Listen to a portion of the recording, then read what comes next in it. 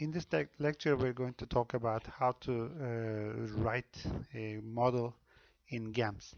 We will use the two-sector, two-factor, and one institution economy as in the previous lecture. So this is the original SAM we have been working on. Here we have two factors, which are capital and labor. Two activities, basically two industries, bread and milk, and one institution, that is the households. Remember that in this economy we don't have a government, we have no external sector, no imports, exports. This is a closed economy with no government. We will work on a standard model with the government and the external sector later on in lecture 5. So this is the original SAM we have, and we will be using these figures. And the main focus of this lecture is going to be on the programming code in GAMS. So from time to time, I will be talking about some techniques about programming, and some useful information are spread throughout the PowerPoint file, which you might find useful in GAMS programming. So let's remember the main features of our model in the next slide. This slide shows you the main features of our CGE model. There are two sectors, two factors, one household, no government, no external sector. And our model is going to reflect all these characteristics. And what we do in CGE model is basically we're trying to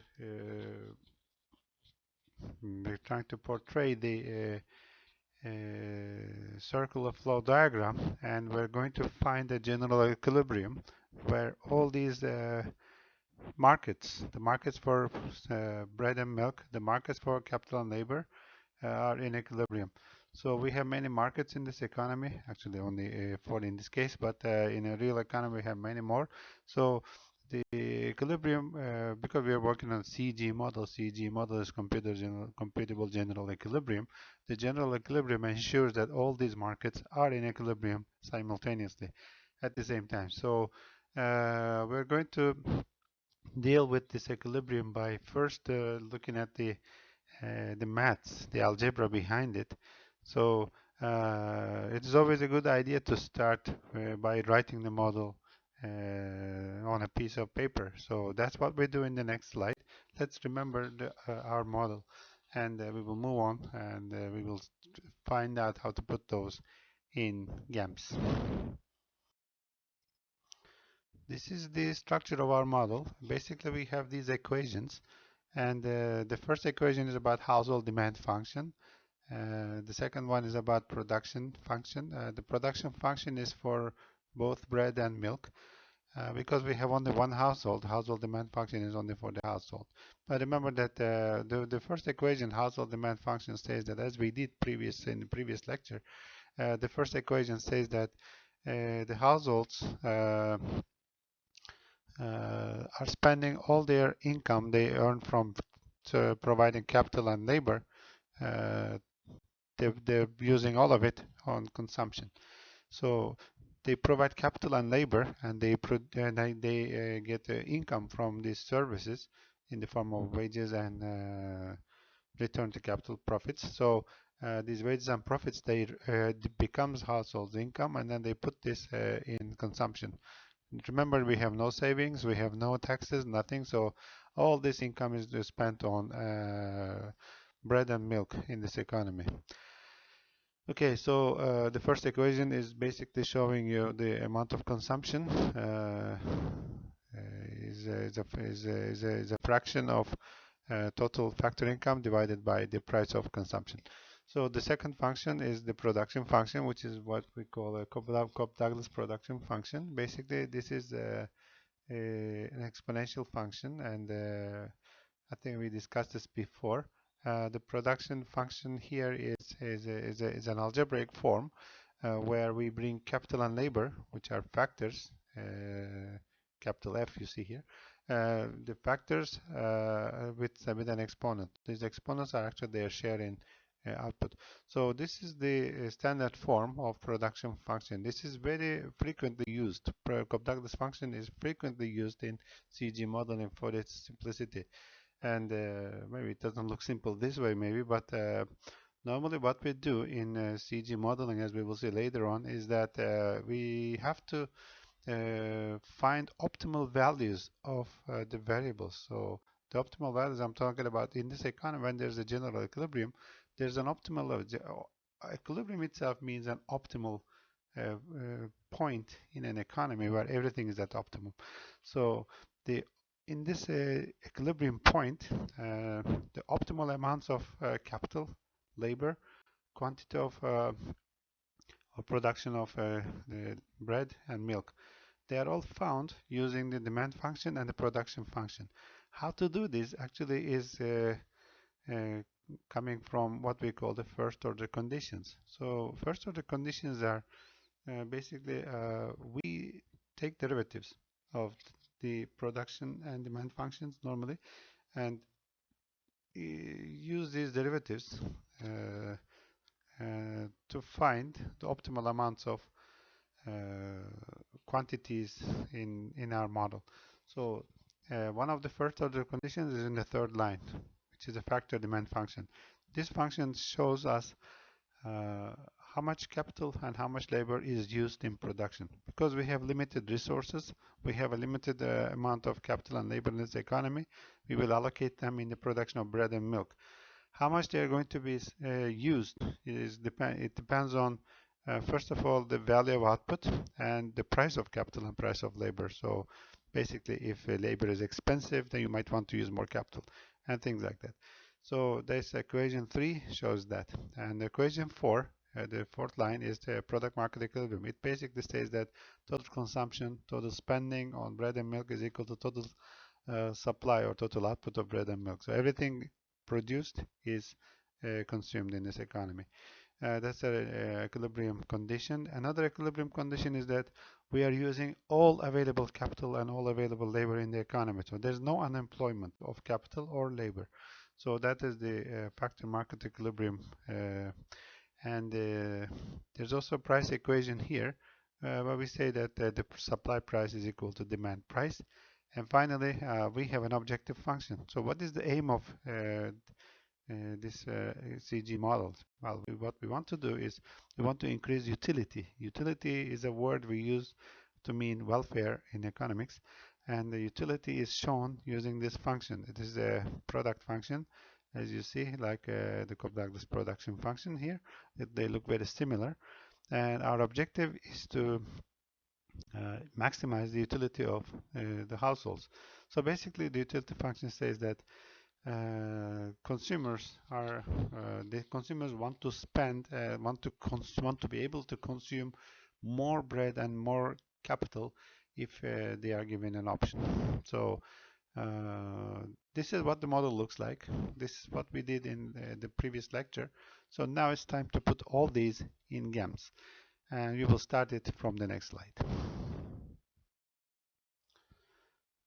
In programming in GAMS, we have to follow some steps, and these steps are listed here in order. So at the outset, what we do is we have to declare our sets, and this is the first starting point. We define our sets, and most of the remaining part of the programming exercise, we're going to use these sets, and we're going to define everything over these sets. So the next step, we provide our benchmark data. This is the initial data we give to GAMS so that it serves as the initialization of the modeling process. Then we have to define our parameters, and these parameters are basically important coefficients in equations. So for example, if you have some equation like 2x plus 5y equals 8, the numbers 2 and 5 in this case are important coefficients, because 2x plus 5y means when you have a value x, multiply that by 2. When you have a value of y, multiply that by 5. So multiply by 2 and 5. Basically, these are parameters. 2 and 5 are parameters. So these are non-changing constants. We call them exogenous values, and we have to define these in GAMS. Then we define our variables. The variables are we were talking about the simple example, 2x plus 5y equals something. Then x and y are basically variables. These are the values that change when you give different values. Okay, so next step, we define our equations, we declare them, and then finally we provide the initial values for, but it's not necessary, but it is often very useful. We provide initial values of the variables. So then in the last step, GAMS solves the model, and we get the results, the output. So I'm going to go through all these steps in detail. So first, in the next slide, I will start with defining the sets. The first thing you do is to define sets. This is mainly for the purpose of simplification, because if you don't do this, you have to you have to write the long programming code. But this one, working with indexes or sets like this, makes it very easier to do the modeling. So here we define 3 sets. We declare each of these in the following form. First of all, there is this command. GAMS works with commands, you know. So the first command is set. So you can write set or sets for GAMS. If you use it on singular or plural form, any command, it's okay. Set, sets, parameter, parameters, equation, equations. So these are commands. If you can make them plural if you want. For GAMS, they're fine. The sets we define are U, I, and H. So U is basically all SEM entries. And remember the SEM. If you look at the original SEM we were working on, you will see that we have 4 rows and 5 rows and 5 columns. The rows are bread, milk, and column bread, milk, capital, labor, households, and same for the columns. So basically these are what we call accounts in a SEM, because SEM is a social accounting matrix. So these are the accounts we have. Then basically we want to define our model using these row and column entries. We will just call it U. Okay, so now we might want to create some subsets out of these elements of U. There are 5 elements: bread, milk, cap, lab, and households. So we might want to use, just for convenience, we might want to put the 2 of these together, bread and milk. Remember, these are our products. So these are industries or goods, if you want. So why don't we just make them a subset, I? And cap and lab, these are our production factors. So we might want to create a subset of these 2 as well, and we will call it H. So well, if you notice the syntax here, I and H, the subsets, are written next to them are written U in brackets. So because we are using elements of U. U is the big set, right? 5 elements. So we're using some of these elements. So we have to put I brackets U and H brackets U. This is how we write, how we define or declare sets and subsets in GAMS. So remember, every time you write a comment you finish a command in GAMS, put a semicolon. If you don't put semicolon, GAMS will think that you're still continuing writing the command line. So it's always very important to finish every command with semicolon. So after factor, cap, lab, we finished it. So we put the semicolon. One thing important also here is that when we write SEM entries, we put all these elements between 2 slashes, right?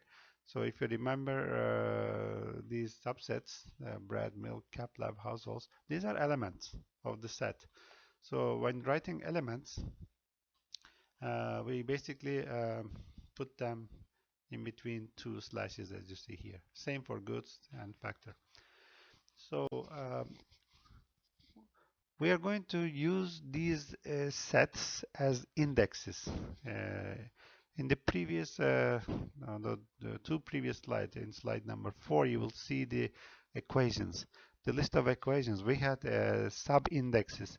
Sub-index I was for industries. Sub-index H was for, or subscript, H for factors, I for industries. So basically, these sub-indexes or subscripts in the notation in the equation list, this is how we denote them in GAMS, a programming code language. So there's also the case that sometimes the row and column entries might be the same. For example, but the row for bread and the column for bread, there might be some number in that cell in the SAM. So in that case, you may, well, you will easily realize that the row and column are the same. So I and J will be the same. It means, well, they may refer to the same thing. So if you think of pairs of items, pairs of elements like bread, bread, milk, milk, cap, cap, lab, lab. It could be the case. So there might be such a possibility, and to do that, we have to define that I and J may come in such form. So we use the command alias. Alias ij means that I and J are the same things. For example, if you look at I actually here means goods, bread and milk. So I basically means row and J basically means column in this case. Because we are going to get the data from the SAM, we want to refer to rows and columns. Row for I is bread and milk rows. The column for I, or we will just call it J in this case, the row I is bread and milk rows, and the column J is bread and milk columns. That's from the SAM. And similarly for factors, if you look at that, you will see that HK. H and K are factors, cap and lab. So H is capital and labor rows, and K is capital and labor columns. It is always very useful to organize your sets and subsets this way. In general, you might want to just create a general purpose pair such as UV, which means for every U there is a V, which means for every U, SAM entry, bread, milk, capital, labor, and household rows, there will be the same columns, which will be denoted as V in this case. Okay, so we defined our sets. Remember that you will write all these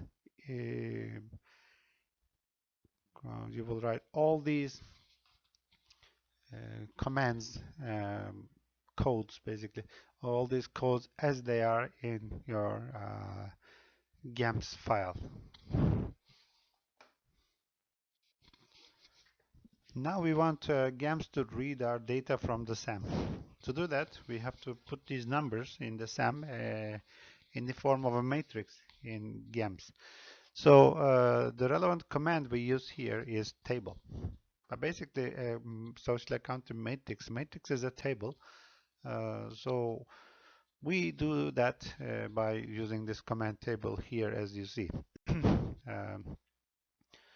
Remember that we used this subset. We used for the sets in SAM. We use the set.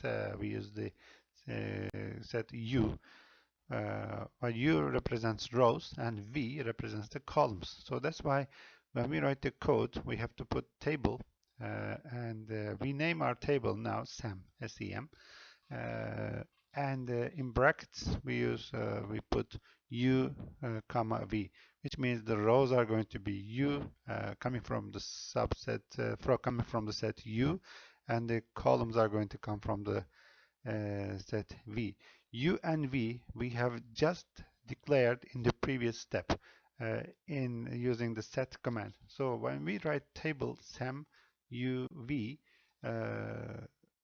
and the remaining part is the social accounting metric is just a description. You don't have to put this, but just for the purpose of communicating with myself, I wanted to explain it to myself what was SAM actually that I was trying to put. So SAM is the social accounting metrics.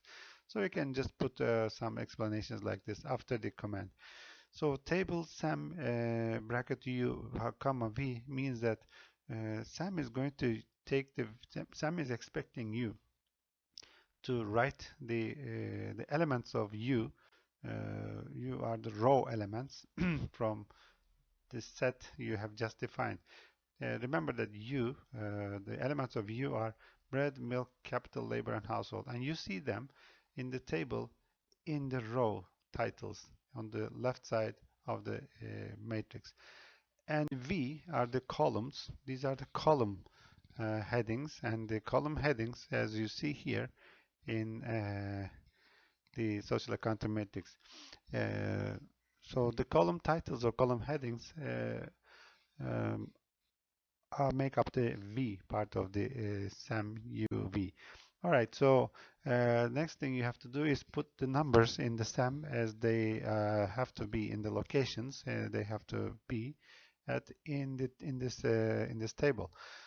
You have to be very careful because GAMS is this is a very delicate issue in GAMS. You have to put all these, you have to put these numbers in such a way that they look nicely, so line up very well. So for in the case of bread, cap bread and lab bread is supposed to be 5 and 10 respectively.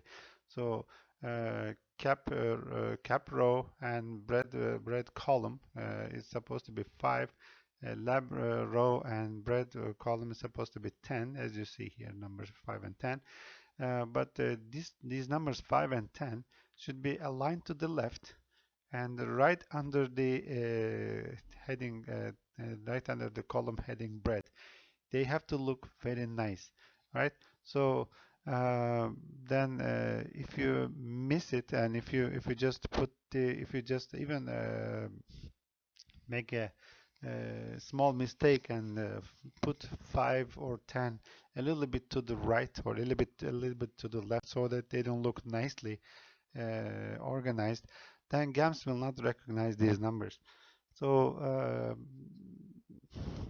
and alternatively you can make GAMS read from Excel file, but for this at this moment I'm not going to go into the details of that, but I want to focus only on organizing your data here using table command.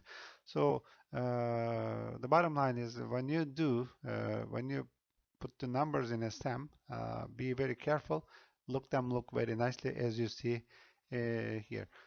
Well, the way I do it, I use the tab key of the keyboard, because tab key is usually used to create tables. Tab comes from tables. Originally from typewriters, actually from typewriter age. So if you use the tab column, you can organize your data very well. Press tab once and just put the number in the right location. So that's my recommendation to all of you. If you find this annoying, putting these numbers in SAM, using the tab key is going to be very useful and convenient.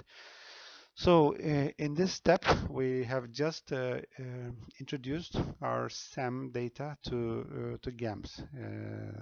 So the next step is going to calculate some parameters and some coefficients in the equations. So it is most of these data and calculations will be based on the numbers you see here in the SAM. So it is very important that you don't make a mistake here. If you make a mistake, you have to come back and fix it before progressing to the remaining modeling exercise. So another thing you have to be careful here is writing the syntax. So the table command here, right after table command, you see sem in brackets u comma v. Basically, you don't write u comma u. GAMS doesn't like it. So if you want to create row and column like this way, don't put the same set twice. U and U will not work in GAMS. So basically a table or a matrix like this has two dimensions. It's the first dimension is the row, the second dimension is the column. So you have to name each of these differently. And that's why we had to use the command alias in the previous case. But if the column names are very different than the row names, we are very lucky because they are very similar. They are the same here. U and V are the same things with same elements here. That's why we use the command alias. But if you have different column titles, basically you have to define them in the using the set command in the previous step. So after this, we're going to look at how to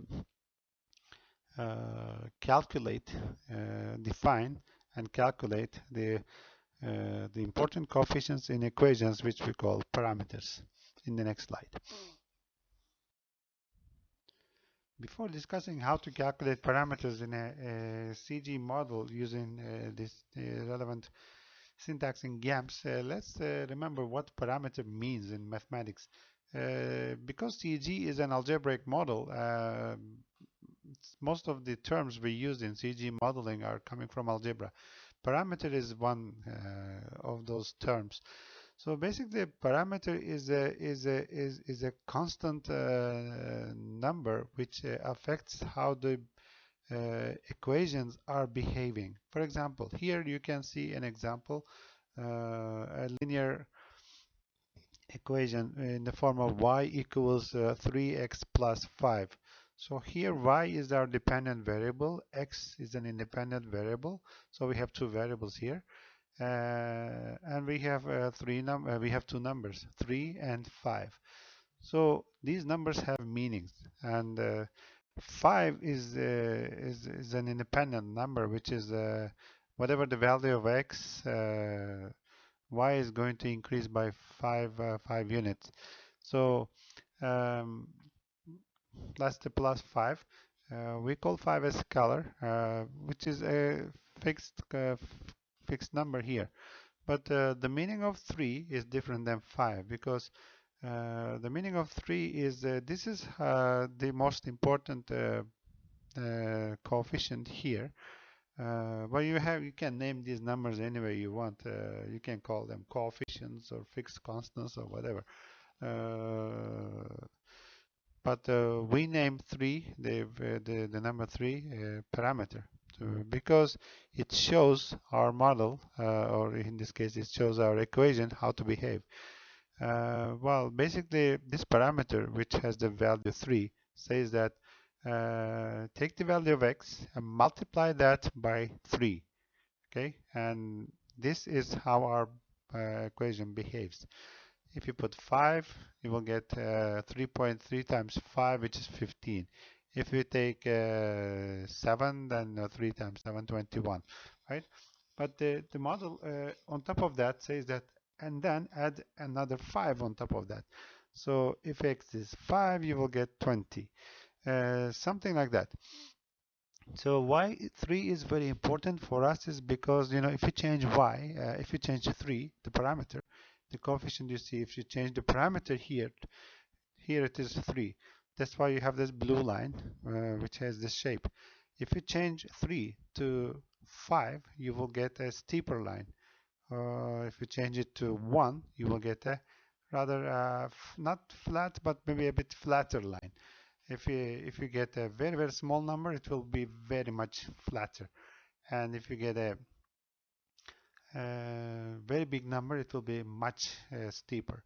So based on the value of the parameter, then you will have what we call different slope. So that's why our parameter value is very, very important. Well, we call this three parameter. In the case of 5, we will also use this term later on in CGE modeling. We call 5 the um, shift factor, which means if you see the number 5 here, basically that says if the value of x is 0, y still takes 0.5, 0 plus 5, which is 5. So if x is 0, then y still is 5. Okay, so whatever is the value of x, multiply that by 3, but the shift factor 5 says that then shifted it upwards by 5 units. So multiply x by 3 and then shifted it upwards by 5. Because you're shifting it upwards by 5. If it was minus 5, it would be shifting it downwards. So if it was 3x minus 5, then you would have this this blue line going through way below this location. So to the south. So basically, this 5 is the shift factor, and 3 is the what we call also a scale factor or parameter. So parameters are very important, as you see, because they define how our model is behaving, how our equation is behaving. So we care about parameters a lot, and we want to make sure that our parameters are correct, because if they are not correct, then the shape of the blue line might be wrong. It might be flatter when it has to be steeper, or vice versa. So having said that, now let's look at how to put these parameters, how to calculate these parameters in GAMS.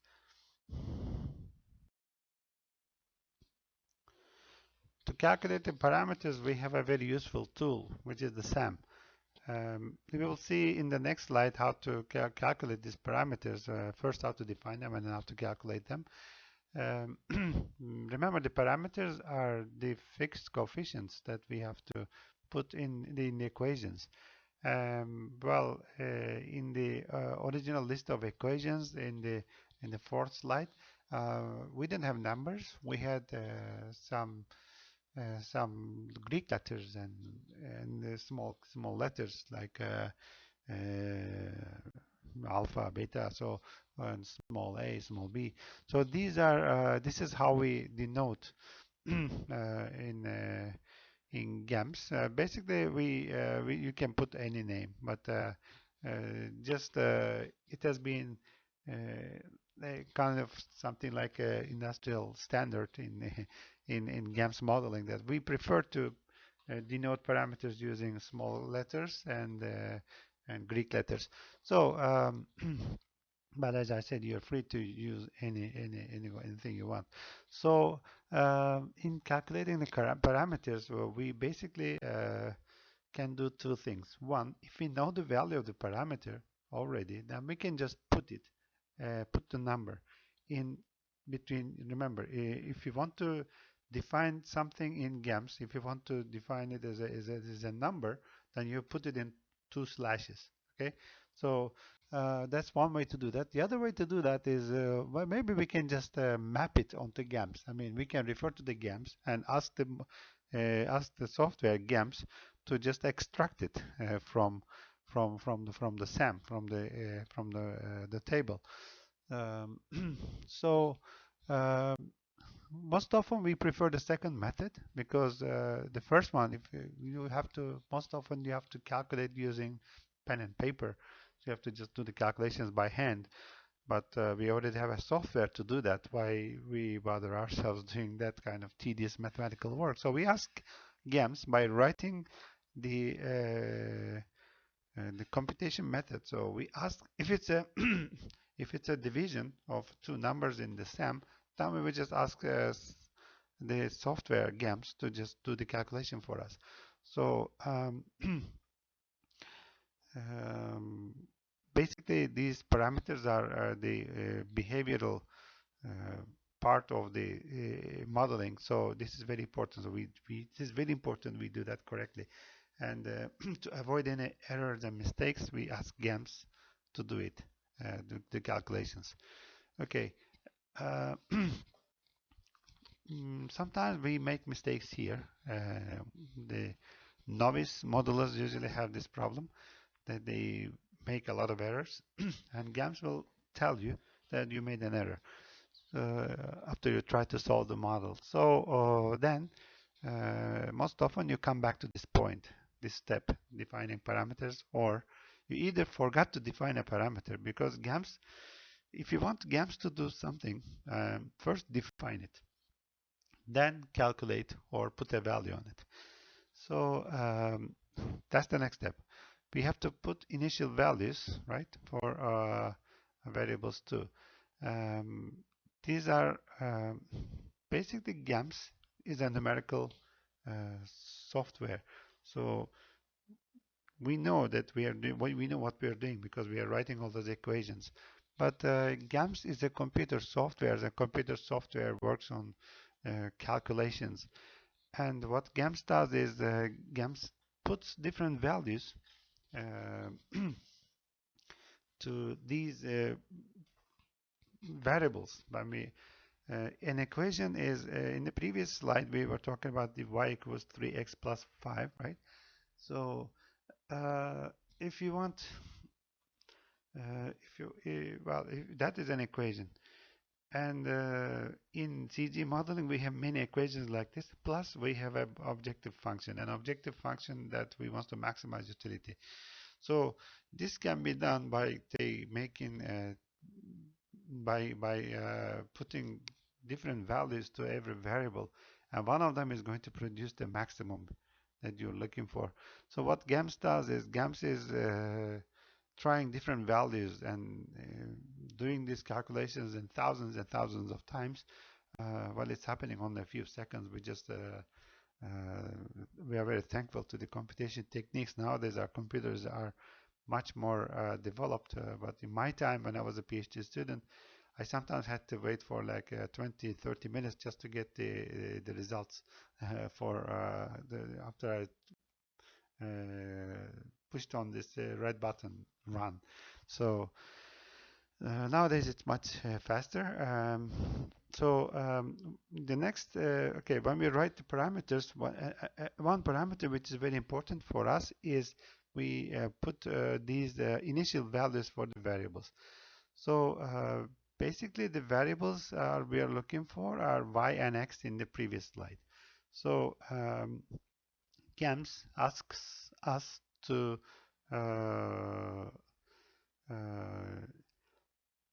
assign initial values for these variables. So we have started from a SAM, and what we are doing here is writing a simple CGE model, very simple model, and we have our previous case because we have shown the list of equations. We already know the values of those variables, so why don't we just put them as the initial values? So for that, we name our initial, what we call the initial values are called benchmark values. So benchmark variables are the initial values of these variables, right? So we have a couple of a list of variables which we want to see the values of in the solution part. So we start by providing them an initial value. Okay, so to make it convenient and simple for us, what we do is we use the same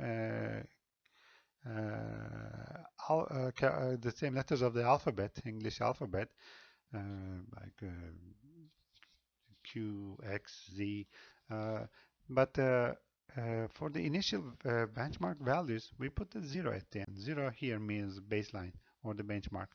So that's just for the purpose of modeling in GAMS. And in the next slide, we're going to first define these parameters, okay, and then the initial values of the variables Okay, so let's look at them in the next slide. Okay, here's how we define the benchmark values, benchmark initial values of the variables that we're interested in. So these are the variables here. Household consumption, the amount of factors we're using. Uh, Basically, this means capital and labor, and the output of the industry plus factor endowment. Factor endowment is the total available capital and labor in this economy. So what I want you to realize here is that we are defining our parameters over sets. So if you look at household consumption, households are consuming bread and milk. And remember, bread and milk are the outputs of the industries. So that's why we have to define them over industry. So that's why we put x0 in brackets I.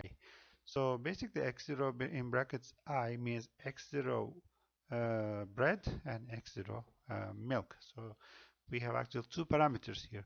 But instead of writing them separately, x0 bread and x0 milk, we just put it as x0 I. All right. So whenever we write this, GAMS is going to understand that now we are defining x0, and it is happening for both sectors. We have two sectors. So we are lucky because we have only two sectors, your bread and milk. Imagine you are working with 125 industries. So then I here, the subset I, basically means 125 items. So it will be much difficult to do it one by one. So that's why this way of defining parameters is very, very useful for us. To define parameters, we use a parameter command, but you could also use parameters in plural form as well. GAMS, for GAMS, both are fine.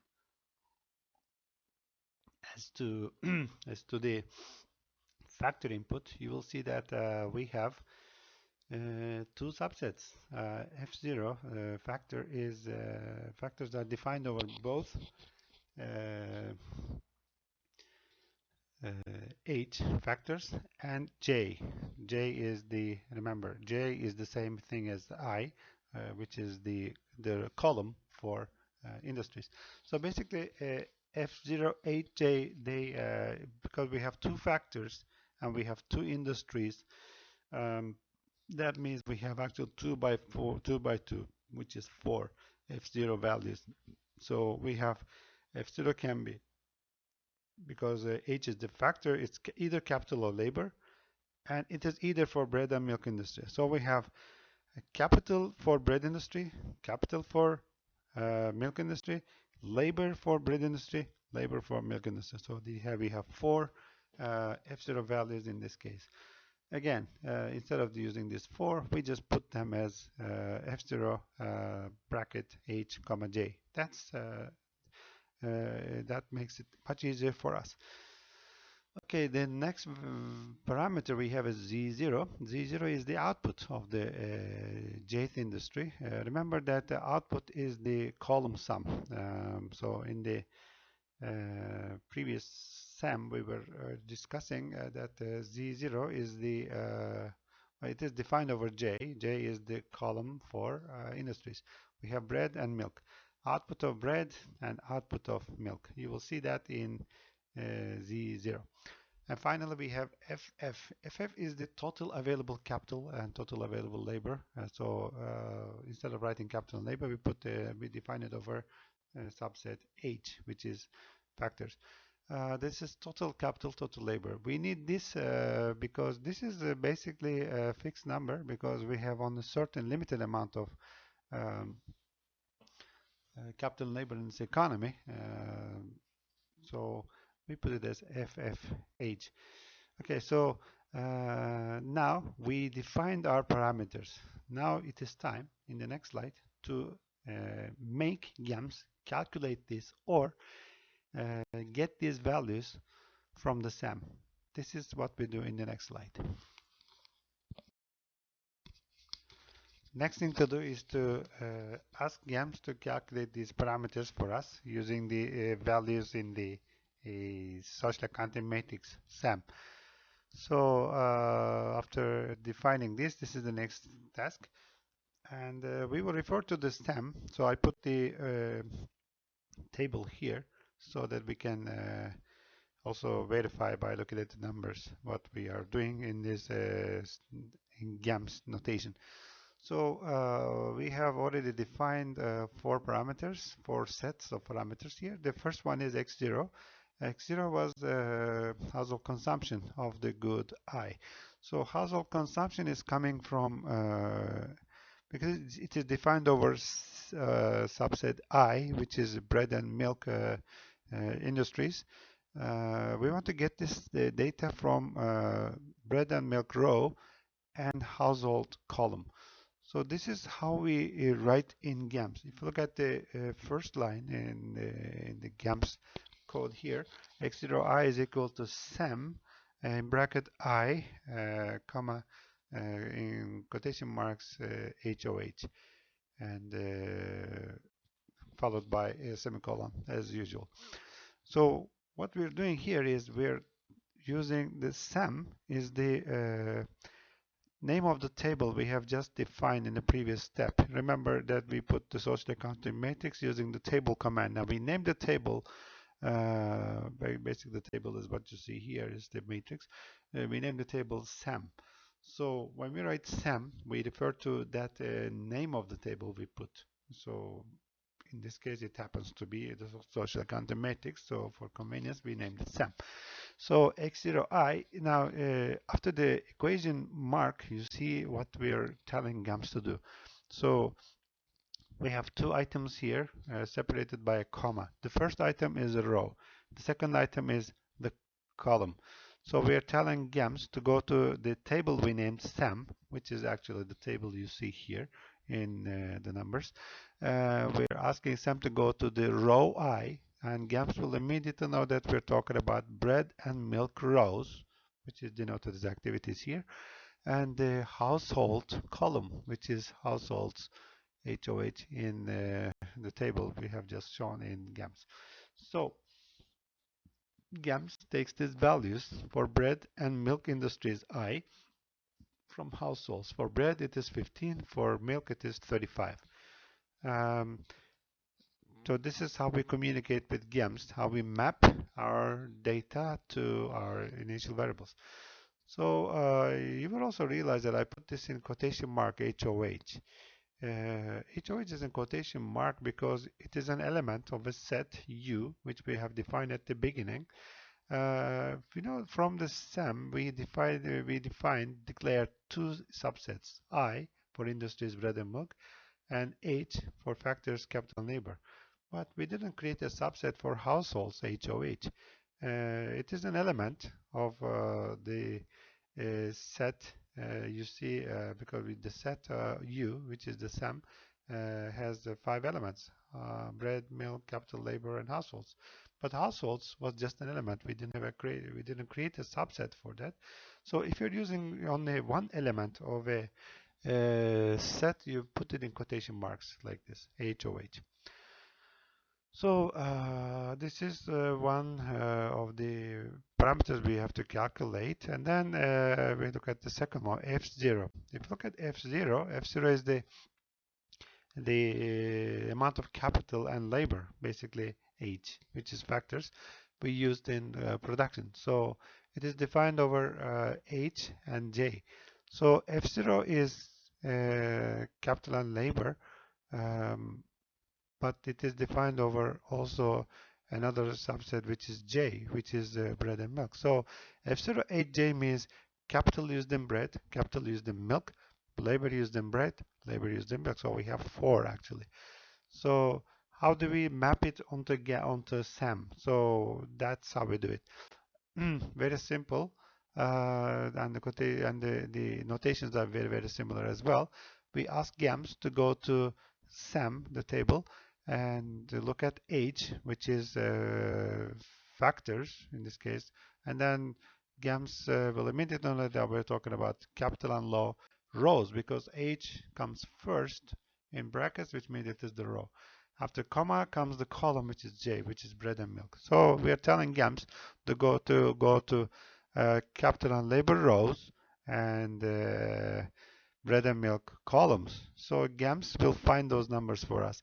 And GAMS will find that for capital and bread, it will be 5. For capital milk, it will be 20. Labor bread, 10. And labor milk, 15. Okay, so this is the second one. The third parameter is Z0. Z0, remember, it is the output of the industry J. And we will get the output or the value of output of industry J. Basically, that's coming from the column sum bread and milk. So if you look at bread and milk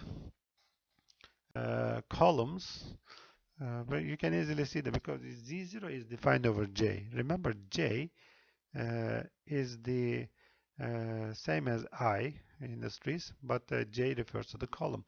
So now, because we defined it as it is, we defined it that way in the first step in when we were defining our sets. So now what we do is we know from our last lecture that the value of output is coming from the total value of factors used in it. So to illustrate, if you look at the bread industry, for example, look at the bread column, you will see that bread producers are paying 5 yen for capital and 10 yen for labor. So this is the total cost they are incurring in the production of bread, and total cost in this case is 15. But there could be other numbers in the column of bread other than 5 and 10. It may be in other cells, but these are the only two numbers we have. So the column sum is going to be 15. And similarly for milk, you will get 20, 15, the sum will be 35. So the output of bread is 15, the output of milk is going to be 35. But how to tell GAMS to do these calculations as we did now? So we have to ask, we have to tell GAMS that it should sum the payments made to capital and to labor, and sum them up for each industry, bread and milk, separately. So that's the way to do that. It requires some knowledge of operations of the algebraic operations, and in this case we're going to use the sum operator. The sum operator is, well, in normal mathematical notation, it comes with this Greek letter sigma, which is shown in the next slide. The next slide shows some useful information about index operators in GAMS, exponent, sum, and product operators. Please read it in your own time. They come in very handy when you do these kind of calculations. So if you look at Z0J, this is how we do it, and you have to sum the payments made to factors for each factor. So you're going to sum over factors. So summing over factors means Z0J is equal to sum, S-U-M. Now open a bracket and H. H means sum over these.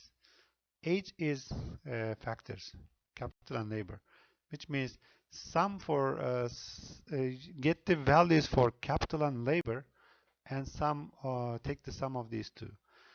So what are we going to sum? We're going to sum payments to factors of production, which is denoted as F0. F0 we have just defined how to calculate that in the second line. So put it as it is, and that's it. GAMS is going to do the calculation for us. GAMS is going to, for example, for if H is equal to capital, H is equal to capital and labor, basically. So if J is equal to bread, for example, GAMS is going to go to bread column and sum for both H, which is capital and labor. So for capital you see 5, for labor you see 10, and GAMS is going to take the sum of these two, 5 plus 10, take the sum, okay, and then produce the value of the output of bread, in this case 15. And similarly for milk, it's going to be 35. The last the last parameter we are calculating is FFH. FFH is the factor endowment, the total available factor in this economy. We have two factors, so we define FF over these two factors, H. So we have FF in brackets H. Now it is defined over H. It is very simple because in our SEM, we know that all these factors are owned by households. So the available capital and the available labor all go to households. So it is enough for us to look at the households row and factors column. Okay, because we have two factors, capital and labor. Basically, we're talking about these two numbers here in households row and capital and labor columns. If you look at the SEM, you will see two numbers, 25 and 25. So we define it as it is in GAMS. So what we do is we put now FFH is equal to, now go to SEM and find the household row and factors column. Factor columns is H. So there are two columns in this case, capital and labor, and find those numbers. Okay, this is pretty much how you fetch the data from the SEM, the initial data, the parameters from the SEM. These are X0, F0, Z0, and FF values in the CGE model. So it is always a good idea to check the accuracy and to check if there are any errors by using the display command. Display command is at the bottom. I want GAMS, by writing this command display, to give me the values of X0, F0, Z0, and FF. So this is feedback from GAMS. Okay, when I write it this way, don't forget and please notice that I haven't put any indexes, right, in brackets, X0, but not X0 in brackets I, just X0. This is so only for the display command. So when you write, when you want to get, when you want to learn from GAMS what the values of X0, F0, Z0, and FF are, just put it this way. Okay? Don't put any indexes in brackets.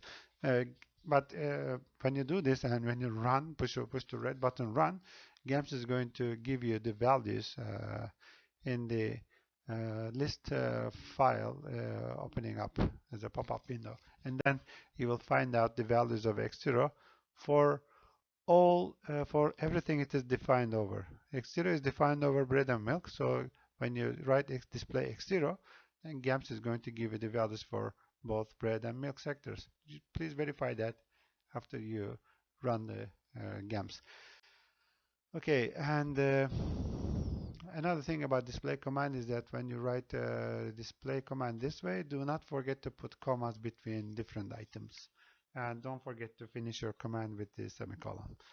Okay, so there are a couple of more parameters to be calculated, but these are coming from the equations, so we will do that in the next slide. The next slide is going to be about some index operators, but the other slide, slide 13, is talking about how to calculate those parameters from equations.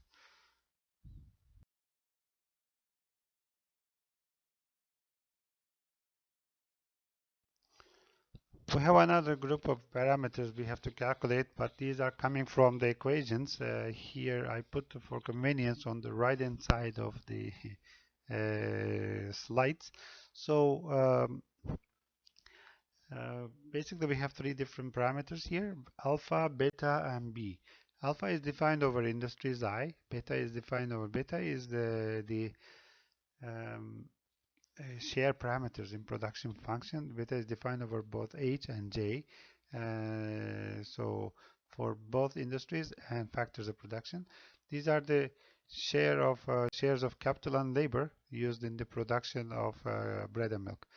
And for alpha it is coming from the household demand function and utility function. finally, the scale parameters and production function. The scale parameter is the Bj. B is defined over industries J. It's coming from the production function. So the calculations are straightforward. They are shown in the bottom part of the slide here. For example, to calculate alpha, you have to do this calculation. You have to divide x0i by the sum of x0i. So basically, alpha in the utility function is the share of each consumption good in total consumption, and that's how you do it. You take the consumption item x0i, any of these, bread or milk, and divide it by the sum of the consumption of bread and milk. So basically, this is the share of the households, the share of bread and milk and the consumption of households for bread and milk in total. So this is for alpha. In the equations, by the way, you don't see 0 x. You see only on the mathematical equation you see x, z, f only. But remember that we defined the initial variables by putting a 0 at the end. So these are basically the same things, but only for the purpose of calculating these parameters. Now what we're doing is calculating these parameters. Just to be able to calculate these parameters, we just put a 0 at the end of these variables, and when we turn them into parameters. Remember, parameters are some fixed values, and now you probably understand why we put a 0 at the end, because these are not variables. Variables are going to be put in equations later on. These are just for convenience. Okay, so we use the same equations, the behavioral equations that you see on the right side of the slide, and we use these equations to calculate the parameters. After calculating the parameters, we will tell GAMS that these are going to be the parameters. Remember the meaning of parameter. We were using this very simple example of y equals 3x plus 5. So what we're trying to do here is finding those values that we will put in the equations later on, and we are doing it using the sum. Okay, the sum doesn't give you these parameters, alpha, beta, b. These are appearing in the equations. So to get the values of these parameters, now we are using the values in the sum, and we are making it we are now fitting in those equations to the values in sum. Okay, so we can get the values like f0, x0, z0. We can get this from the sum. We just did it. But what we don't get is those parameters b, beta, and alpha. Now we are calculating them. Okay, so alpha is calculated this way. To calculate beta, now you have to look at you have to look at the beta. Actually, the meaning of beta is we have to look at the production function here. Beta is the share of each factor in total output. So this is how you calculate it, beta 8j. And they are defined over both factors and the industries. It is the F0 8j, which is a factor payments divided by total factor payments. Basically, for each industry, this is going to be the percentage share of each factors used in production by each industry. And finally, Bj is this scale parameter. Scale parameter, you can get it from the production function again, and the production function is that is z equals b product of f h j to the power beta 8j. So you calculate the value of bj by solving for this equation for b, and this is what you get. You have to divide z, in this case it has become z0, by the product of f to the power beta. So, and you can see how to write it in the third line here. And remember to use the operators correctly. Okay, so um, and finally we will look at this. We will look at the values of alpha, beta, and b using the display command to check the values, because sometimes you may get some absurd values which don't make no sense at all. So then that means you have made mistakes somewhere previous in the previous lines of coding. So we are using the display command only for that purpose. Okay, so this is probably the most disturbing part to many of you, because you have seen the equations and how to calculate this. But one thing I can assure you is that you can use, but this is the simple CGE model. We're going to work with a more realistic one later on. This is the standard CGE model. So if you want to run a similar model, this is what you're going to do. Um, there are algebraic complications, as you see here. Putting them in GAMS is a bit tedious because of this coding process. But once you do this, you can modify this. You can use this as you can use a similar coding for your research purposes, and maybe some for some uh, research in the future as well. Once you do this, now you learn how to write a standard CG model. Now you can modify that by changing the parameter names, maybe variable names, and redefining the sets or something like that. Once you master how to use these things, the calculation of alpha, beta, b are going to be just mathematical details, but which will always be the same. They will never change because these are necessary to put, because GAMS is a mathematical algebraic model, and algebraic models require some this kind of calculations in the modeling and coding process. But again, let me remind you that these are standard. So once you learn how to do this, you can use this after you run similar models later on. So learn how to do this, and please know what they mean after you do your own model. When you do your own model later, you can just copy these calculations. Okay, so I'm going to move to the next step in the next slide. Okay, we are almost halfway. Now we defined our sets and then parameters, and we asked GAMS to read the values from the SAM. Now we define our variables. Okay, in this step, we define variables, and remember in GAMS, when you want to use something, you have to declare it first. Okay, if you do not declare it and ask GAMS to do something with a variable name, then GAMS is not going to understand it. So first define it and then use it. This is very important in modeling. Okay, just like parameters, variables are also defined over sets. For example, if you're talking about consumption, consumption has to be defined over bread and milk. You cannot, for example, define consumption over capital and labor, right?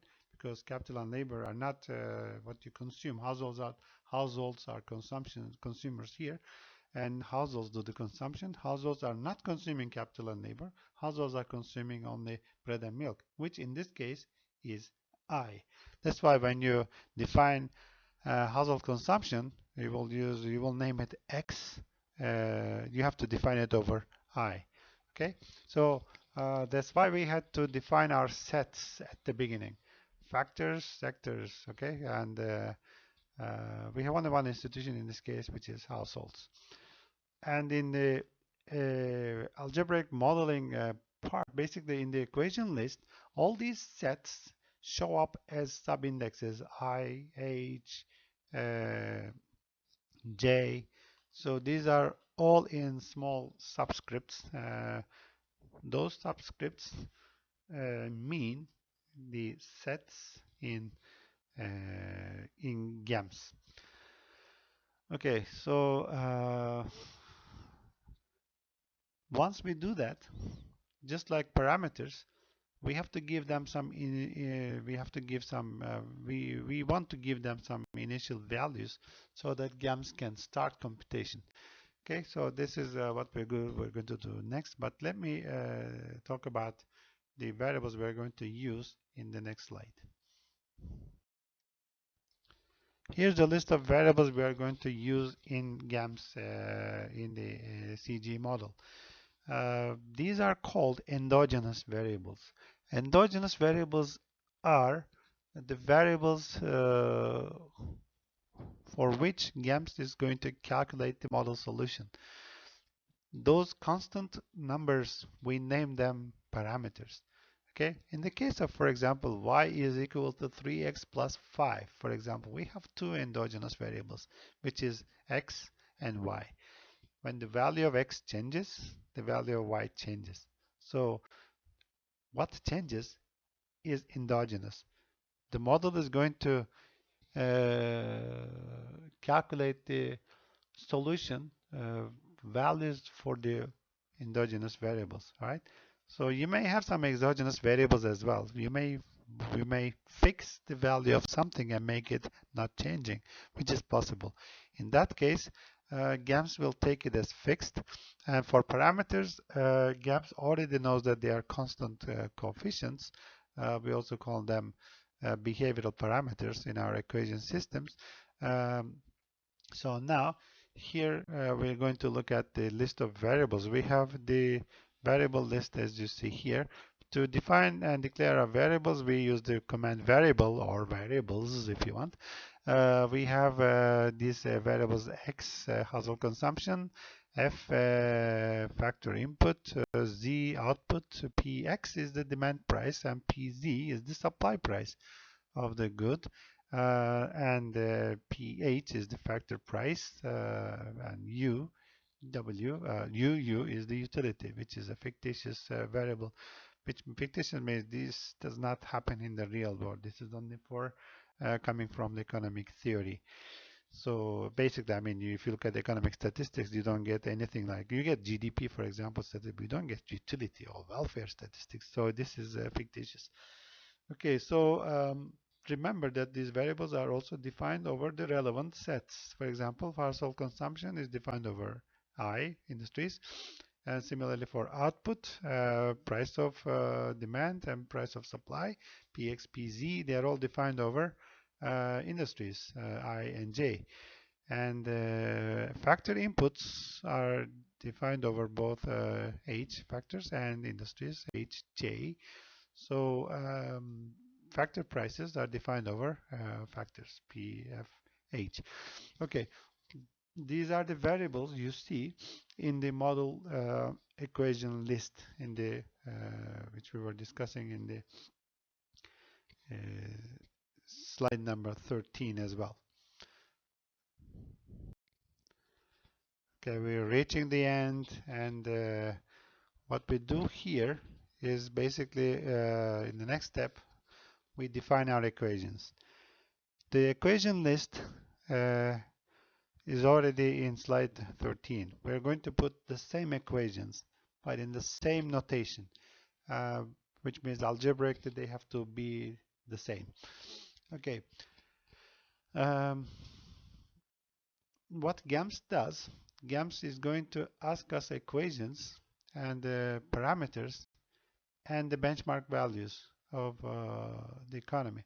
And the equations are actually called behavioral equations. And remember that household demand, production functions, and all this, they are all coming from our knowledge of economic theory. So now we are going to combine them with the figures, the numbers we have from the SAM, and also we have just calculated the beta, B, and alpha parameters, and we will put those numbers in the equation system. So the first task we have to do is to declare, to introduce equations to GAMS, and then we have to write them as they are in GAMS using the syntax. There's a trick on this, we will be looking at that later. The most important thing is that when you're defining an equation, don't forget to put two dots, okay? Otherwise, GAMS will make GAMS will not understand it. So this is very important. Let's look at how to define our equations in the next 2 slides. Okay, here's the syntax to write, to define, to declare equations. We use the command equation. You can also write equations, and just for simplicity, I put it as actually the textbook put it as EQ, EQ for equation. These are the same equations in the model. We will see in the next slide as well. I also put it there for reference. The model equations we have are about household demand function, production function, factor demand function, good markets, clearing, equilibrium, factor market equilibrium, and price equations, finally utility. We have 7 equations. When we define, this is how we define our equations using this coding. First, when you write the equation, it goes as follows. First, put the command equation, then name your equation. For example, EQX. EQX is, you can choose any name you want. EQX is the name we chose for household demand function. But you should also tell GAMS that it is defined over a set. And the set is I. Now, if you look at the household demand function at the beginning of the equation list, you will see that xi is equal to, you see something there, so an expression. So that means the household demand is defined over subset I, or defined over good, product, or industry I. Okay, similarly for production function, for goods market equilibrium, factor market equilibrium, price equation, you will see that they are defined over the subset I. Factor demand equation is defined over subset H and J both, and factor market clearing condition or equilibrium condition is defined over factor markets or factors H.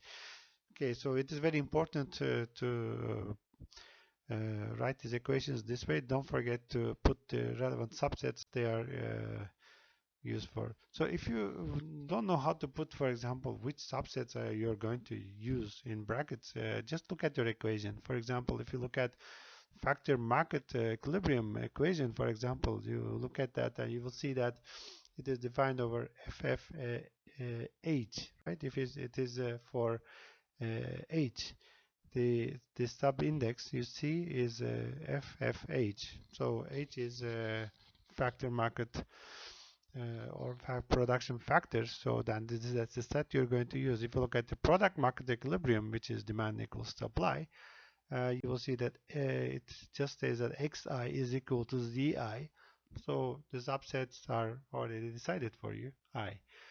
Okay, so this is important. The next step in the remaining, okay, in the second half of this step, we're going to now write the algebraic forms of these equations as you see in the equation. So for reference, I put the equations next to the GAMS codes.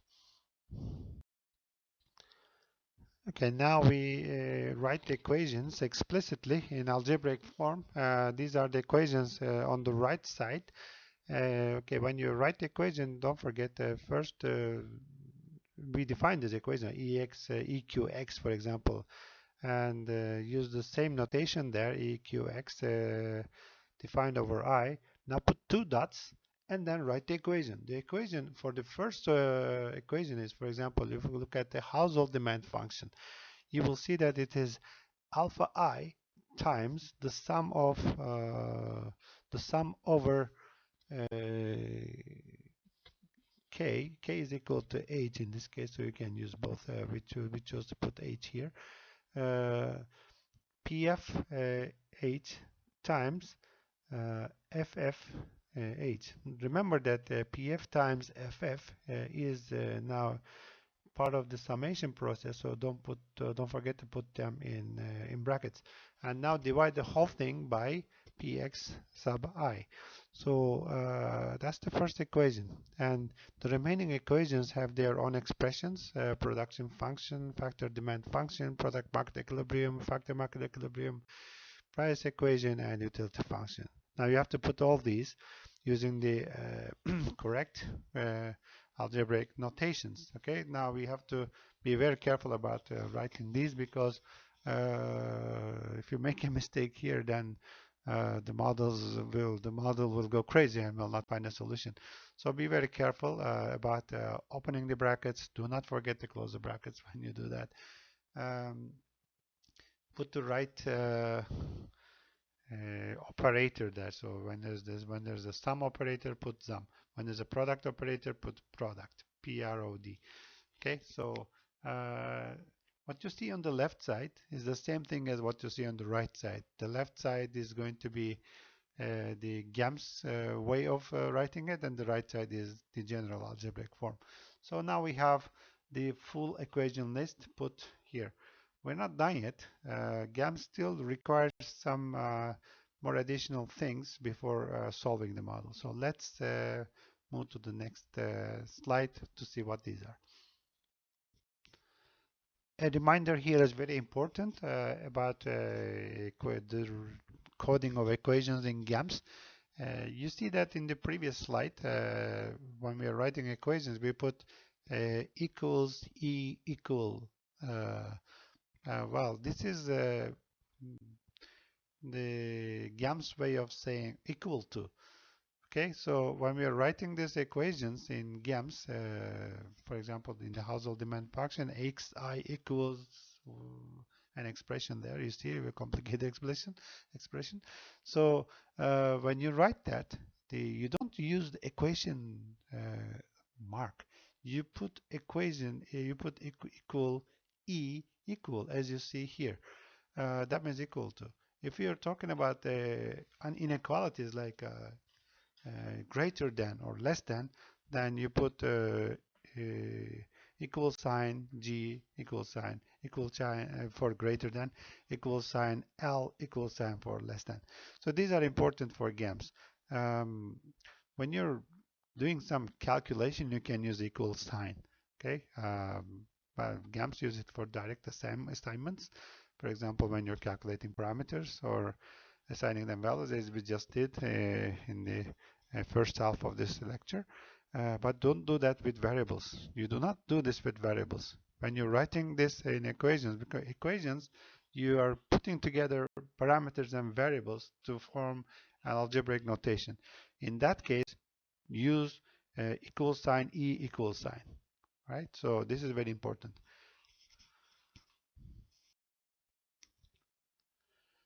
I know that you have become impatient. You want to see the results immediately, but we're almost there. Well, after defining the equations and defining variables and putting initial values, parameters, everything, we are almost reaching the end, and we want GAMS to find the solution for us. Okay, so what GAMS does is GAMS usually works by trying all the time. So when you define your equations and when you define your parameters, variables, what GAMS does is GAMS starts with, for each variable, we have a list of endogenous variables, you remember. For each variable, GAMS tries values. Starts with low ones and goes up to high ones, and we will define in a minute that we want to find optimal values based on some maximization or minimization or whatever your target is. We are going to use a maximization problem. We're going to maximize utility, and GAMS is going to try different values and will try to solve it for us to reach the maximum. When it finds the maximum utility using a set of values for the variables that we put in the equations, GAMS will stop there. GAMS will try many times different values for variables. When it reaches the maximum utility, which we are asking it to find in the utility function, here in the last function is utility function, our objective function, we want to maximize UU, which is the utility level. GAMS will just stop there and report us the values of the parameters, the values of the variables it found as solution values.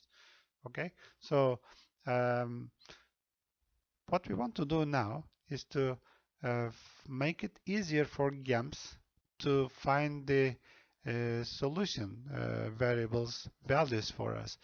So to help GAMS, we provide GAMS with some initial values for each variable. This is not compulsory. You don't have to do this. GAMS has default values. So if you don't put any restrictions on the values that your variables can take, then GAMS will immediately assume that they are any number from minus infinity to plus infinity. So, which means that they can take any value. But you might want to put some limitations on your variable because mathematically it might be possible that, for example, it might be possible to have negative price, but in real world there's nothing like negative price. So we might want to ask GAMS to limit the values of price variables like px, pz, for example, in this case, uh, be positive.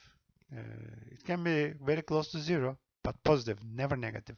So GAMS will find it useful if you provide initial values for the variables. Okay, now we are going to look at how to provide these initial values and how to put some restrictions on the values of our variables in the next 2-3 slides. So in using restrictions, we put some attributes here for GAMS coding. These are very useful. These are lower bounds, upper bounds, fixed values, levels, marginal values. So these are some of the attributes we often see in GAMS modeling. Basically, lower bound means minimum, upper bound means maximum, and the fixed value is we just fix it, and the level is the level of the variable. So these are some things you see, and the marginal value is .m. So after the name of the variable, you will see .lo, .up, .fx, .l. So these are things you see also GAMS report file. Once you when you run the model, solve your model, you will see the results, and in the result file, it's a text file. We call it a list file, and in the list file you will see this kind of notation. So I put this here just for that purpose. But what we're going to do now in the next slide and the next 2 slides is that we're going to put minimum and maximum values or and fixed some of the values. So we're going to use .lo, .up, .fx and put some restrictions on the values. This is just for convenience, and as I said, most often you don't need to do this, but for algebraic purposes, for mathematical purposes, it is always a good idea, because I think you may have noticed in some of the theoretical papers you read, you can see that they sometimes talk about some variables being positive. For example, when you write a model like the equation system we have here, you may see something like, for example, px is greater than 0, pz is greater than 0, which means prices are positive. So, well, of course, it makes perfect sense in the real world, but in the world of mathematics and algebra and programming like this, they don't understand the real world. The computer doesn't understand the real world, so we have to teach it. So we have all these attributes for that purpose. These are just suffixes you put at the end of the variable. So we will look at them in turn. A very convenient way to initialize the values of variables is asking GAMS to use the values in the SAM. Already we have the SAM. The SAM is a perfect matrix with all transactions already recorded in it. So basically the model is going to replicate that. So well, we can just ask GAMS to use those values from the beginning rather than trying all values starting from 0. Uh, so why we can just ask GAMS to, why don't you, for example, if you look at the first one, X is uh, consumption of households for goods I. So don't forget that X dot L is the level of X. Okay, so the level of X for each I is bread and milk, is equal to x0 I. So x0 is the parameter we defined earlier, and that means from the SAM. Okay, so now we are telling GAMS here by saying x dot L is equal to x0, define over I. We are telling GAMS to find the to start the to start calculating the value of x using the values x0. So, for example, for consumption of bread, we're asking GAMS to use.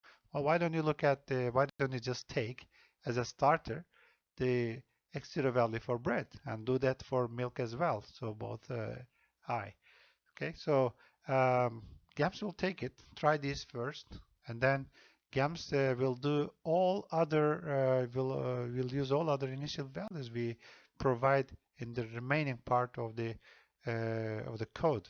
For F, we are asking GAMS to use the values of F0, defined both for H and J. To the same for Z. For prices, we have a different story. Okay, X, F, and Z, we have just asked GAMS to use the values we just extracted from the SAM. We use them as parameters X0, F0, Z0. Okay, so there's something about prices in GAMS modeling.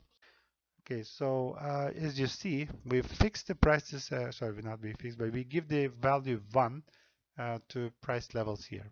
1 is a very simple price.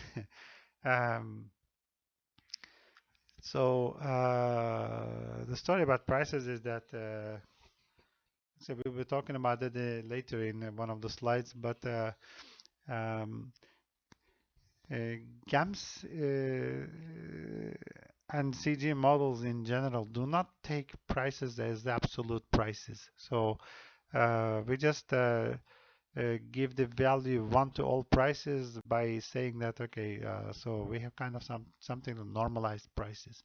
So then these are our baseline prices. If prices are going to change, they can change from 1. They can change from 1.2, 1 to 1.2, 1.1, whatever.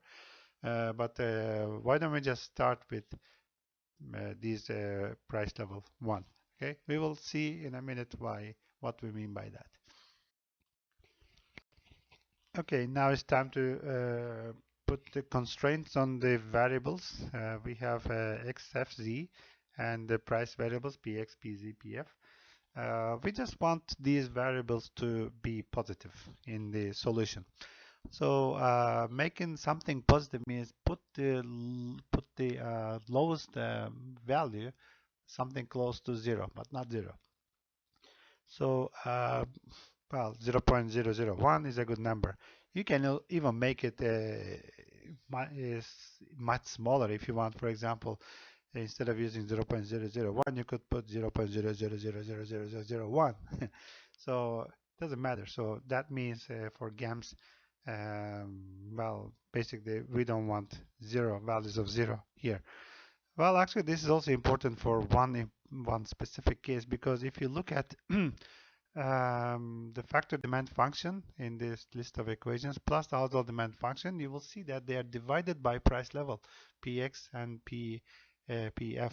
So if there is a 0 in the denominator of a fraction, then that's a problem. Division by 0. You cannot divide any number by 0. And putting these low values like this is also for that practical purpose as well. We don't want to divide any number by 0. Okay, so if you don't do this, and if for some reason GAMS thinks or GAMS finds, which may be mathematically possible, that price level of something is 0, and if that price level appears in the denominator of an equation, then you will have big trouble, and GAMS will not find any solution. And if one of the equations fail, the whole equation system may fail, and then that you may not have equilibrium solution. Okay. Um, having set the lower boundary, you can also set the upper boundary if you want, but not necessary at this stage. If you have any specific reasons why there should be an upper limit or upper boundary, you can use, for example, x dot up and some number, maybe 3, 5, whichever number you like. But you should have some solid reasoning why you should have an upper boundary. The reasoning for lower boundary is very simple, because all these numbers you see here, prices and consumption factor inputs plus total output, so these are not supposed to be negative. So there's a clear reason for this. Okay, and then for prices, basically GAMS doesn't take prices as they are. For example, when you go to the supermarket, you buy a Snickers bar, you pay 100 yen. And if you have a Snickers industry, for example, chocolate industry in SAM, what you will see as consumption of households maybe is 100. But that 100 in SAM means the price of the product times the quantity of the product. So if you see, for example, 700 in SAM, that means 100 yen times 7 Snickers bars. So what we do in GAMS is that we do not take prices as absolute values. Rather, we take them as 1, which means 700, for example, if you have 700 in GAMS, in the SAM as consumption of chocolate, for example, the 700 means total consumption of households on chocolate. Because the price of chocolate is 100 yen and the quantity is 7, you do not see 7 in GAMS. You do not even see 100 in GAMS. You rather see 700. So that means we cannot put the prices of everything and the quantity, physical output, physical quantity of everything in GAMS separately. We have to put the values only. So to make it simple for us, we will just assume that the price of, we will make it just an assumption, some like this. The price of chocolate is 1, and the value of the production, so the value of the consumption of chocolate, which means total household consumption of chocolate, is 700 yen. This is something like similar to saying like if the price of something is 1 and the total consumption is 700, you may think of this as 700 chocolates, each 1 yen. But it is something similar. But the idea is still the same, which may not be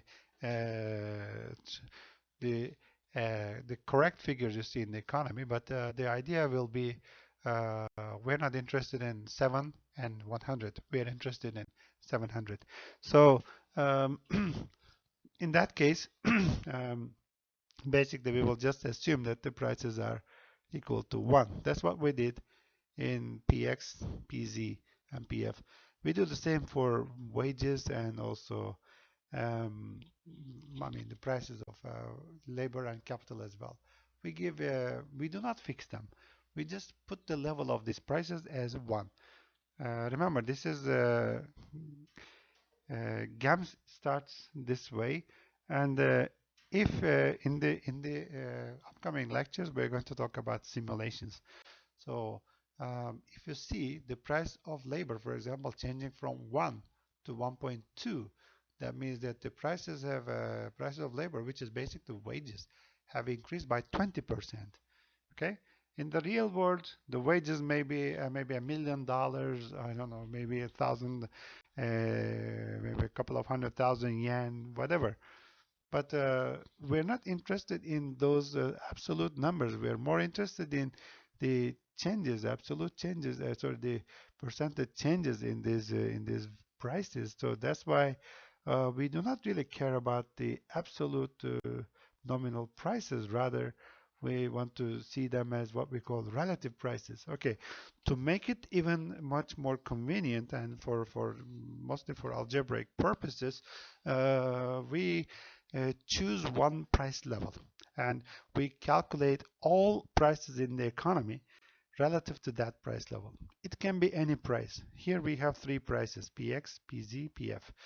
And for practical purposes here, we choose the price of labor, which is Pf labor. So, and we fix it.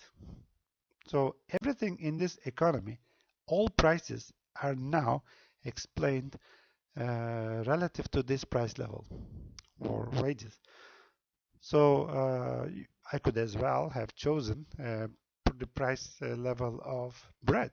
So everything will be expressed in terms of the price of bread. For example, if the wages have increased by 20%, that means if the price of bread is fixed in this way, that means the wages of the workers have increased 20% more relative to the price of bread, which means they can enjoy more bread because they can buy more, something like that. So fixing prices of labor this way means we are calculating the price of everything relative to wages. Basically, we are talking about something like uh, purchasing power. So the relative to price changes, relative price changes are done in any way. So the price level you choose to fix is called a numeraire. Numeraire is a word they used in mathematics uh, to for just for this purpose. Okay, so now our numeraire is the price of labor, and this is how we show it.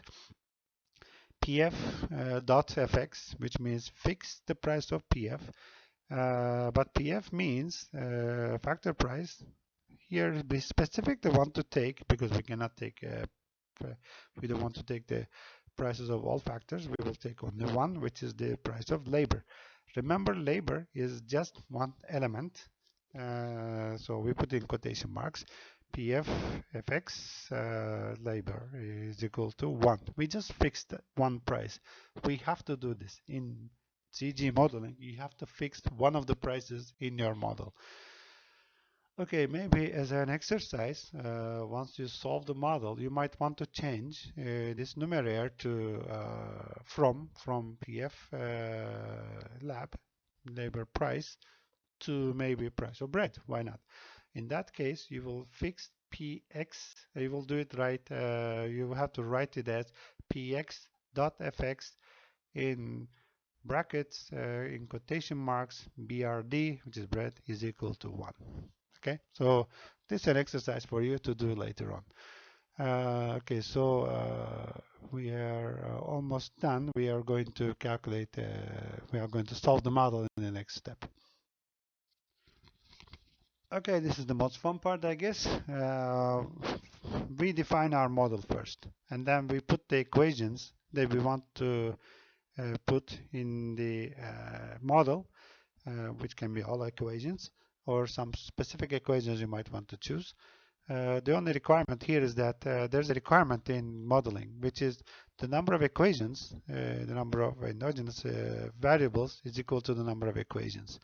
Okay, but we have our standard model already meets that criterion, so we will just put all models, all the equations in the model, and we will just call, we will just ask GAMS to recognize our model with all these equations in the list.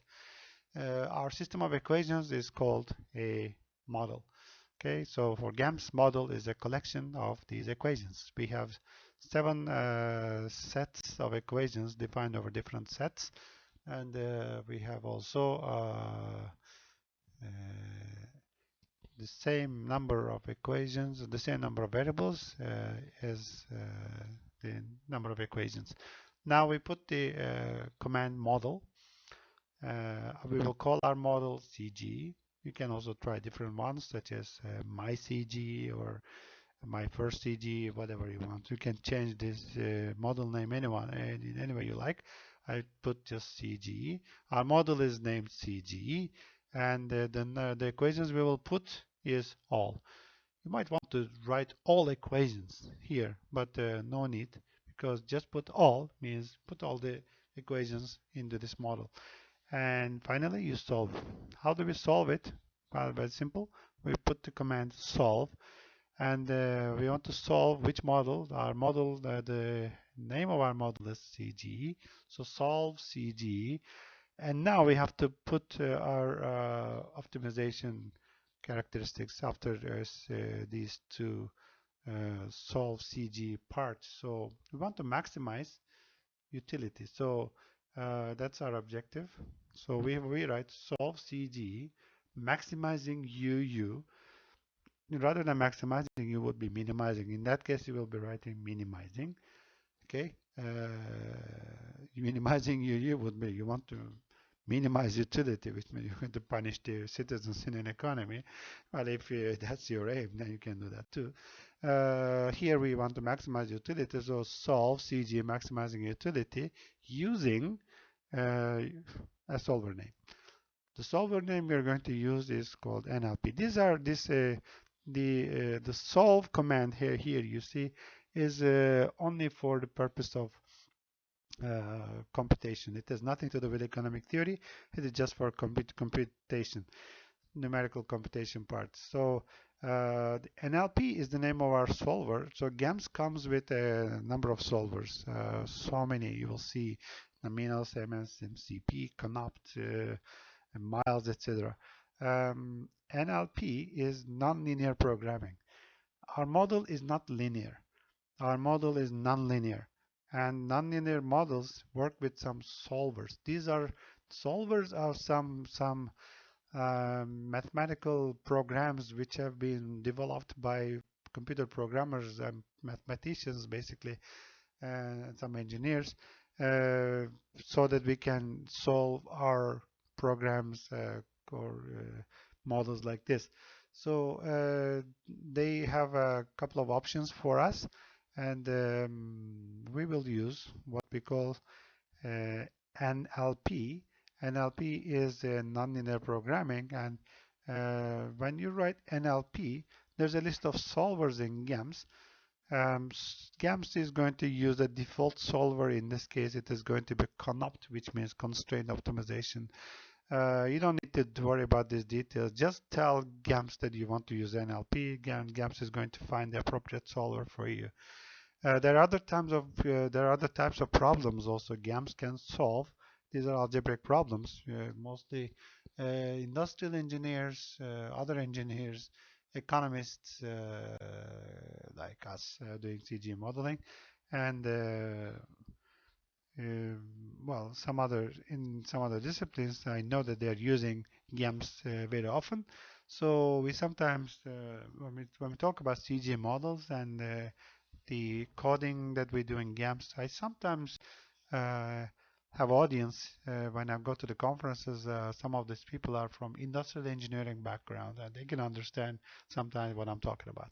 So, that is, I think, something good that we can communicate with other disciplines. Okay, so in other disciplines, they're using linear programs, mixed integer programming, etc. Actually, in GAMS, you can also use econometrics, but GAMS is very poor in econometric modeling and econometric estimations. So I still prefer other econometric programs, statistical programs like Stata and others. But if you're doing, for example, um, data envelope analysis, well, data envelopment analysis and such optimization problems usually use people doing such kind of research also use GAMS a lot. GAMS is very powerful in DEA analysis. Some of you in the program are using DEA. I strongly urge you to take a look at GAMS because it's very, very useful, and you may be able to run very complicated DEA problems, which might be very good for your research, because complicated models usually look smart in PhD or master's thesis. Okay, next we're going to look at the how to read the solutions. Okay, here's how GAMS solves the model. So remembering that the value of something is equal to price times quantity, the whole CGE model is something like P times Q. The model is very simple actually, but this P and Q is they're complicated, very complex matrices that GAMS is using all kinds of algebraic operations to calculate the prices and then computing the values in equilibrium. So we just asked GAMS to calculate the equilibrium values of our endogenous variables using a maximization problem where the target is to maximize utility. So GAMS first calculates prices. I just talked about prices and how they are calculated in how they are evaluated in GAMS. Well, as I said, prices are endogenous. GAMS solves the prices. We just started with the value 1 for all prices. And as you know, that GAMS, we do not use absolute values, but rather indexes, index values for prices. We start with 1. And GAMS then finds equilibrium prices and use those prices, multiplies them by quantities so that you get values. Okay. And then GAMS calculates all prices with respect to a numerator. So all prices are relative prices. Here we use the price of labor, wage.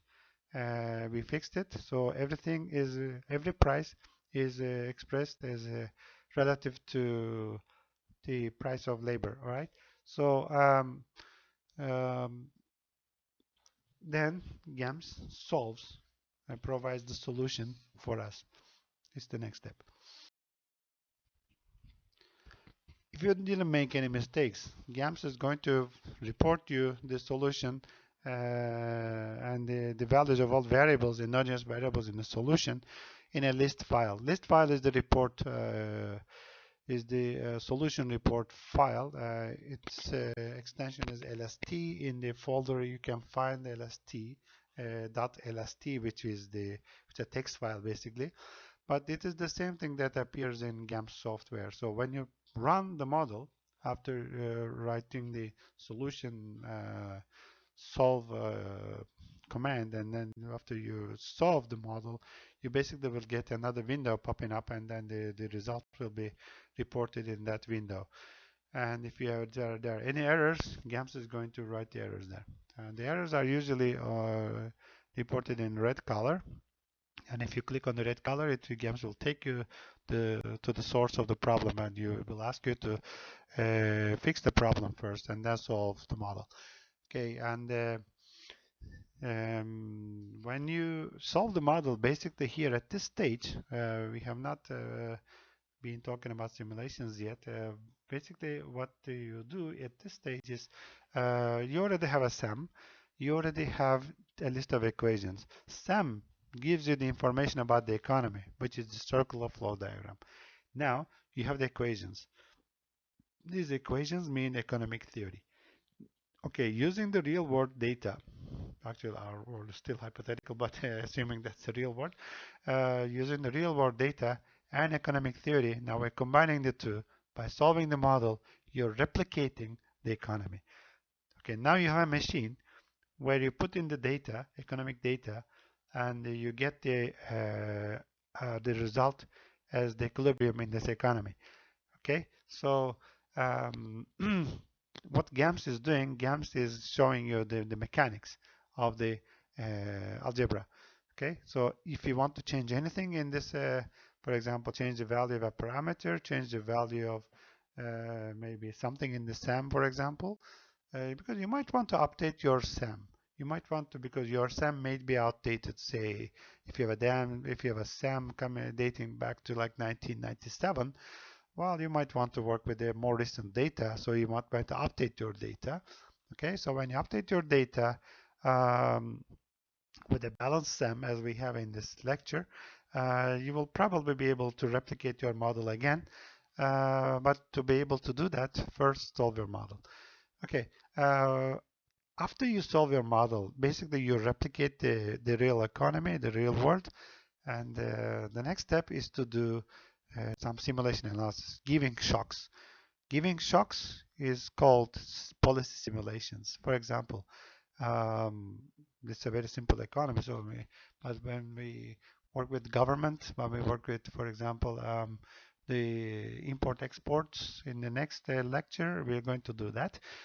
You might want to see the results. For example, if there are imports and if there are taxes on imports, which are tariffs, you might want to know what happens when you abolish all the tariffs, which means free trade. So to do that, what you will do is you will change the taxes. Taxes are parameters. Taxes are the parameters in a CGE model, and you can change the value of parameters if you want.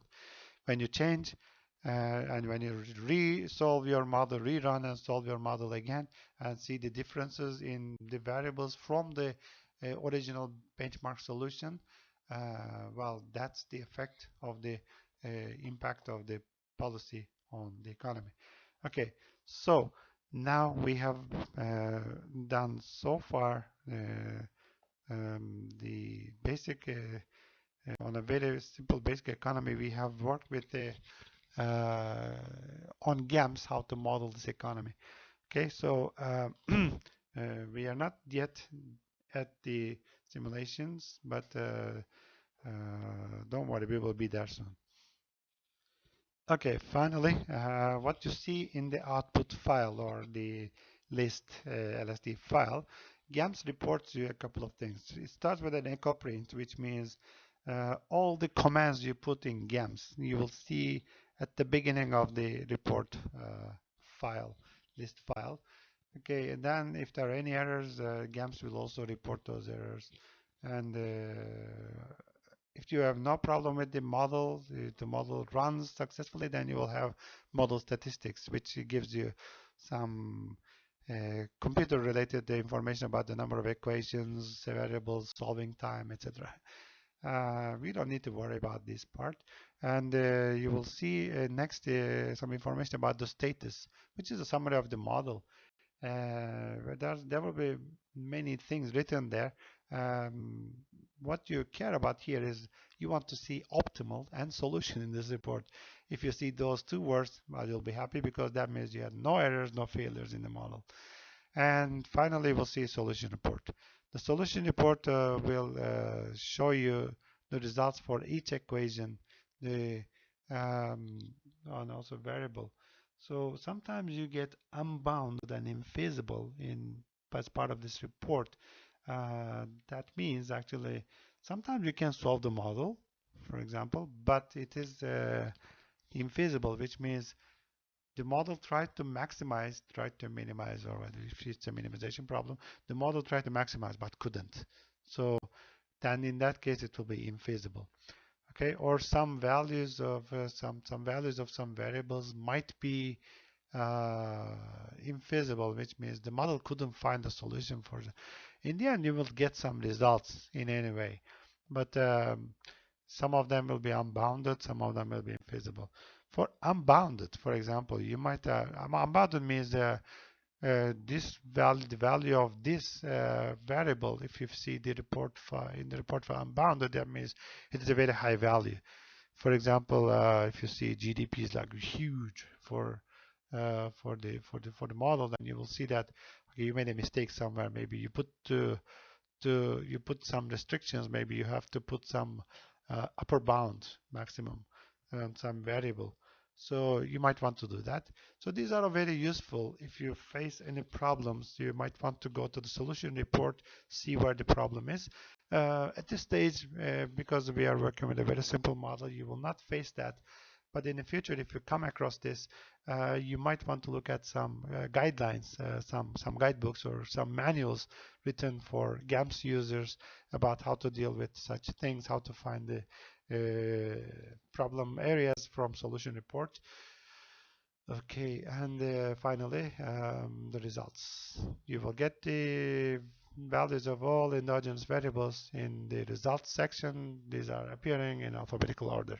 So GAMS is very useful, but the results will be in the form of a text file. So if you want to transfer them to Excel, you will need some tricks, some computer tricks, or you can just put these text files, or the way I prefer, you put the text file, you copy the results in the form of a text file, and then open up in Excel and try to rearrange. They look nicer in an Excel spreadsheet, and you can just paste them in your research in Microsoft Word. So these require some knowledge of Microsoft Office applications, and if you're familiar with this, then you will find this easier. But recently, some new functions have been added to GAMS, and sometimes you can export reports to Excel. Please look at the menu on GAMS and try to figure out yourself by trial and error how you can export the solution or the results to Microsoft applications like Excel or Word.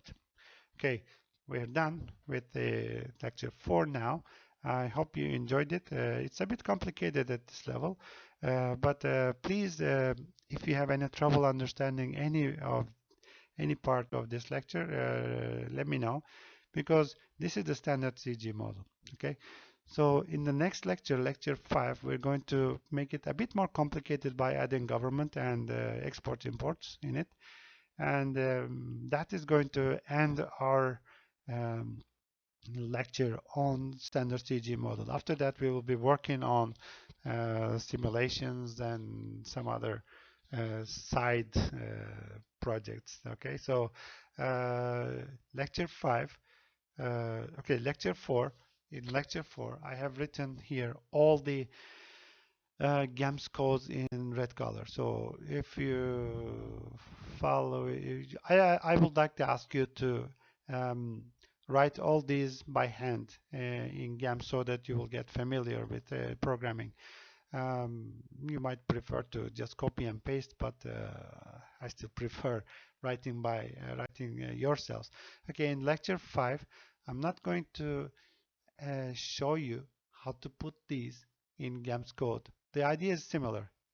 Defining sets, well, we will define sets together in lecture 5, but writing the codes for equations, writing the codes for parameter calculations, and getting the data from the SAM. We will be working with a more complicated SAM, a more realistic SAM next time in lecture 5. I'm going to ask you to do that on your own. Okay, so this will be your way of learning by maybe making mistakes or correcting your own mistakes. So in the next lecture, lecture 5, please try to follow every slide very carefully, and I'm going to ask you to write your model, everybody on your own, okay, not as a group. I'm going to ask you to, I will just ask you to write your code, and every time you write your code, you might want to use the display command to see if there's any problem, whether you're making any mistakes. Just check out often when you're writing your code. Okay, we have done so also in this lecture as well. Okay, I'm going to ask you to write the code, and then at the end of once you finish the lecture or listening to the lecture, please send me your GAMS file. Actually, I want it in 2 forms. First, the program code. Next, I want you to also send me in the same email. Send me my email. Okay, I want you to send me the program code plus the list or the output file. I want to check whether you have understood it. Okay, this is going to be the real CG model you will be working on, and you will feel that you will see by yourself whether you understood or not, and you will feel that you actually are making a contribution to your knowledge of the economics. So you might want to use such standard models in the future. So once you are done with lecture 5 is going to give you a more realistic SAM.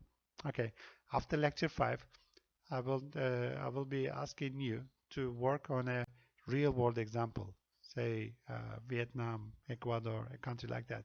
I will give you the real SAM, and I will ask you to um, work on a similar CGE model as in lecture 5, next lecture, and I will ask you to do some policy analysis. Remember, these are real world examples, real world data, and I will ask you to do maybe outdated, they're coming from way distant past, but I will ask you to do some policy analysis for real countries.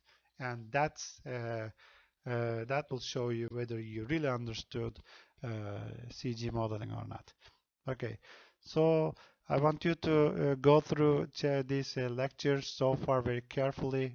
Lecture 3 on SAM and the CG model, how to move from SAM to CG. Lecture 4 on how to put this CG model in GAMS, and lecture 5 will now